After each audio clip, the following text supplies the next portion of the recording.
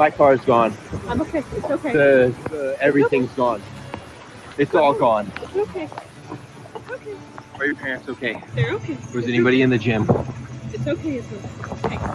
Hey, you're okay. And there's a swinging bridge that goes across the river. Somebody is standing on the bridge in this photo. I'll zoom in to give you a better look for scale. Now, next picture is going to be from a neighbor who lived across the river.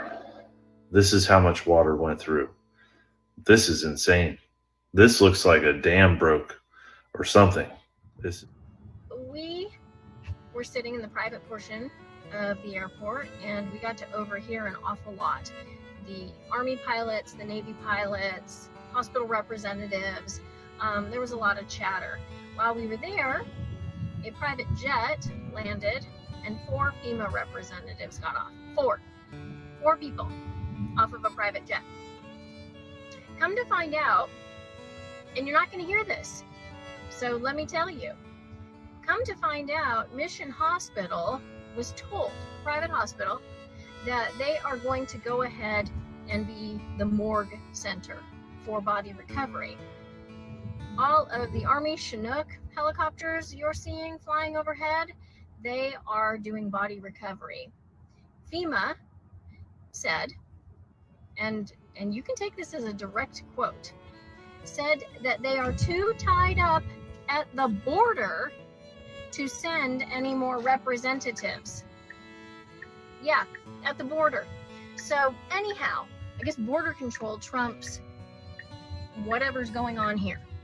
So I did a little bit more digging. Where did FEMA's money go? And you can't really tell for 2024. I couldn't find it in the 5 minutes that I spent looking. I'm sure somebody out there can find it. But in 2023, very easy to find because, again, it's on the FEMA website. Went to 5 major areas: Arizona, Texas, New York City, New Mexico, and Chicago, which all happen to be border or sanctuary. A lot went to Colorado too. There was like I think $1 million went to Denver, but like Maricopa County in Arizona, 11 million. Pima County in Arizona, 28 million. I think New York City was right in that 27, 28-ish kind of million situation, and Chicago was way up there too. Go on the site, check it out. The numbers are there. It's really just categorically full. No, Biden did not take FEMA relief money to use on migrants. So FEMA regional administrators have been meeting with city officials on site to coordinate available federal support from FEMA and other federal agencies.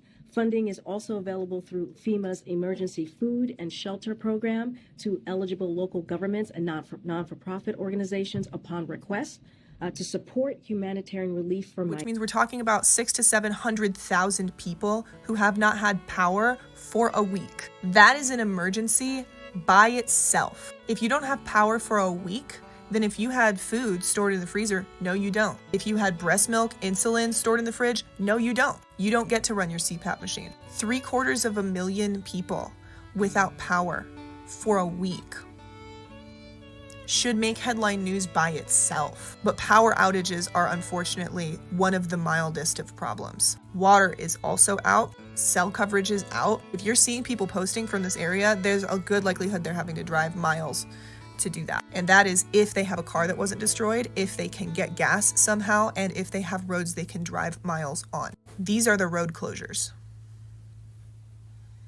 Okay? And these roads are not closed because there's some water on them. They're closed because they look like this now. Right? This times hate people that are different than you. People you think may be different. And you want to talk about hate and the existential threat when you won't even allow us to save fucking lives because you care so much about stopping people from voting.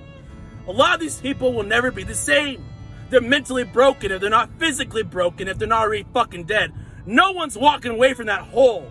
Even if they took no physical damage, they got psychological damage for years. People lost their family, people lost their children, people lost their babies. Y'all can't even begin to imagine. It smells like death. It smells like the fucking Holocaust in there. It's like they got fucking bombed, fucking carpet bombed 100,000 times in a row. That's what it looks like. That's what it feels like when you're there.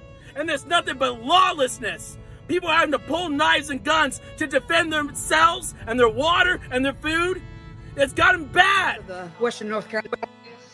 Hey guys, for those that don't know, I'm at the foothills of the Western North Carolina mountains, and everybody in my area that I've talked to, including myself, who applied for the $750 assistance payment from FEMA, has been denied.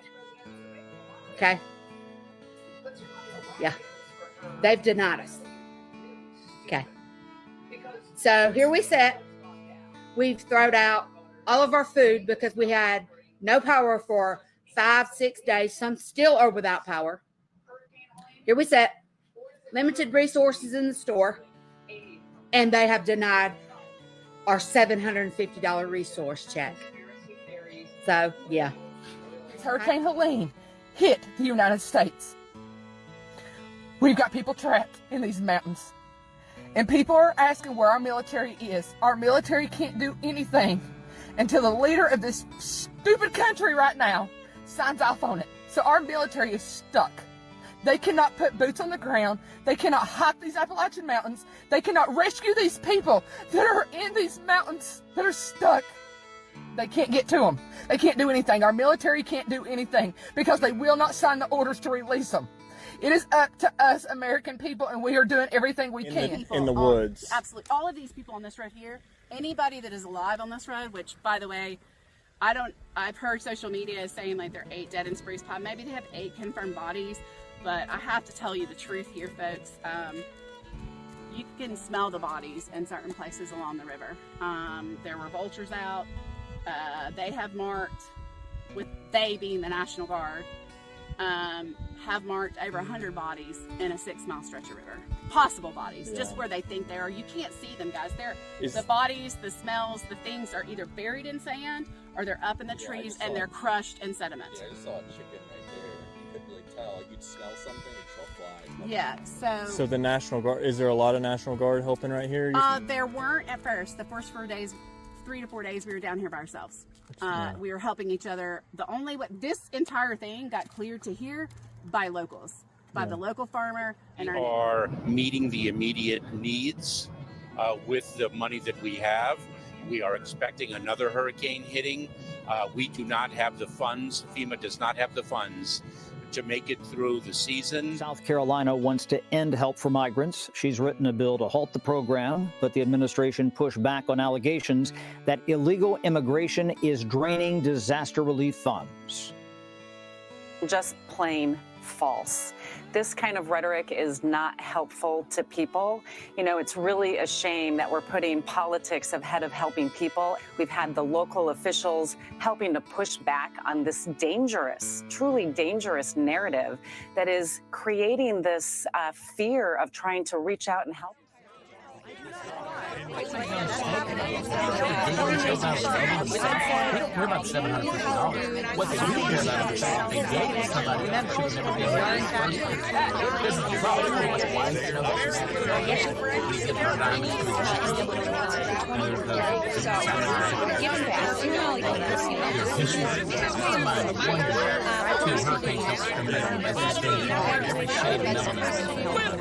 so when you go through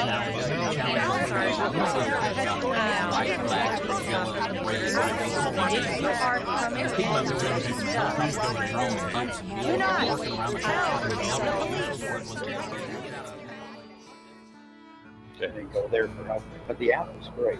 The app, they can go on, they can upload documents through the app, so they don't need us. Can I ask you a question? And not to stop. One of the biggest problems, though, is that most people don't have the ability, one, to even get on their phones to verify what is going on. How does people even know that this location exists? So that would be the news media's job to tell everybody. But they don't have power. None of the news media. Well, I mean, I watch the news. Well, no, the people who need the FEMA assistance don't have power. You'd be so how do they watch surprised. You would be surprised. They sit in their cars to charge their phones and listen to the radio. But you might have to be on the phone. But again, it goes back to my point, which is that, okay, so I need to fill out a form. I need to scan a flyer. Yeah. How do I know this exists? Oh, the local media. Okay, well, they don't have power. Yeah. They might not have a vehicle. Right. So what about I saw a lot of them washed away. That's right. Hi. Ma'am, how are you? This is Patricia. Hi, Patricia. I'm glad. This is Congressman Mills. Hello. How are you, ma'am? Good. So we're wondering, we just asked, when do you guys go door to door? He was telling that. After we get the general stuff done, you know, we got to hit the mass people first, wherever the mass people are. So the mass people are here. Let's get them into the system as quickly as possible. Once we get the masses done, then we start going door to door. Okay. How do people know you're here? We just got here. You just got here? We were here yesterday. Yeah. And today's our first day Okay. with this unit. Yeah. And then tomorrow we're going to move the unit up by the car wash. Oh. Yesterday we couldn't do anything. We don't necessarily go door to door. It's not my cadre anyways. There's 23 different cadres. Oh, I know. I understand how the bureaucratic levels of departments work. Yeah, It's yeah. So they don't we always work concentrate- fair together. Yeah, we concentrate in getting people into the system so Right. that we can get them financial assistance right I love away. that. And it's happening like that. Good. Are you guys recording me? Yeah, he's filming. Yeah, over here. He's Okay. filming us. So, you know, one of the first things that are coming out is special needs assistance. Right. And that's just a little bit of into the account. People are going to think automatically that that's all they're going to get. No, that's not the case. That's just the beginning. That is just the beginning. We had volunteers pass out today unloading trucks. We need volunteers. There's a semi sitting here that's got to be unloaded. 5 trucks is going to another location. Immediate need, we need medical supplies, insulin. If you have access to insulin or colostomy bags, we've got people that need that stuff. And then our immediate need is diesel fuel. If you're in the North Carolina area or you've got access to diesel fuel, we need diesel fuel. So we've got a lot of supplies coming in. There's a huge need. We're feeding 1,500 people a day. And so there's much to be done. So if you can donate towards that cause, or if you've got those resources. Donate where? So we'll put this in the box underneath the video. You can give at www.restoration, RESTORATION, Restoration Church, NC, North Carolina.org /give. And you put it under special offering. And we'll make sure it comes to this project. Now, if you give money, we're going to make sure that it goes to help the people right here. We're not getting involved with other government agencies. We're not putting it on a truck and sending it somewhere. It's staying right here to help these people in Swannanoa, Black Mountains, Montree, Burnsville. It's going to stay right here in this community, and we're going to make sure it goes out. So if you can give, that address is www.restorationchurchnc.org. And you can give that way. But now the diesel fuel, I got to have the diesel fuel in person because it's got to come from out of town because we can't buy that here. So if you want to give to diesel fuel, you're going to have to come and actually bring it. So bring it here to Swannanoa. Swannanoa. Interstate 40 in North Carolina, exit 59. And if you're coming from the east to the west, you're going to get off the interstate and go back to the left across the interstate. The church is a couple hundred yards on the right. If you're coming from the west, you get off the interstate, the church is to the right, a couple hundred yards, church is on the right. So you can come here and volunteer. We're working on housing. Terrence is going to feed you pancakes. We're going to make sure you eat good, and we're going to work you hard. And I promise you, Now, I'm going to feed you pancakes if I don't fall out. Because it's getting real hot. We ain't going to let you fall out. It's getting real hot. I need some Aquafina. It's getting hot. He's got a lot of pancakes to cook. In order to get assistance, you have to send them more information. They won't just take your word for it. They won't take your word for it. Trust me, they will not take your word for it. Lack of transparency with FEMA is part of the problem because they, like I said, I had to call up, wait 30 minutes on hold, talk to a person for 30 minutes to find out that that was an issue. So it's one of those things like, I didn't realize that was an automated email. And I'm pretty sure thousands of other people didn't realize that was an automated email either. Can somebody tell me why the entire state of Wyoming is on fire right now and nobody even knows this? Multiple counties have been affected with over 100,000 acres on fire with zero containment. Now you're asking yourself, what is going on with these natural disasters and smart cities and land grabs? You guys, I looked into this one. This is the biggest one yet. First, let's start with where the biggest fires are, starting with the Elk Fire with over 74,000 acres currently on fire. Elk is located in the Sheridan County, and the other counties on fire is the Telton County and the Fremont County with 58,000 acres combined with zero containment. This list shows all the fires that happened this year in Wyoming from the start date and containment date and what caused them. Some were caused by human activity and some, like this one, was caused by lightning, but I'll reserve judgment on that. But here's a weird thing about the last two. So the Telton County and the Fremont County actually merged together on October 5th, but started in August 16th.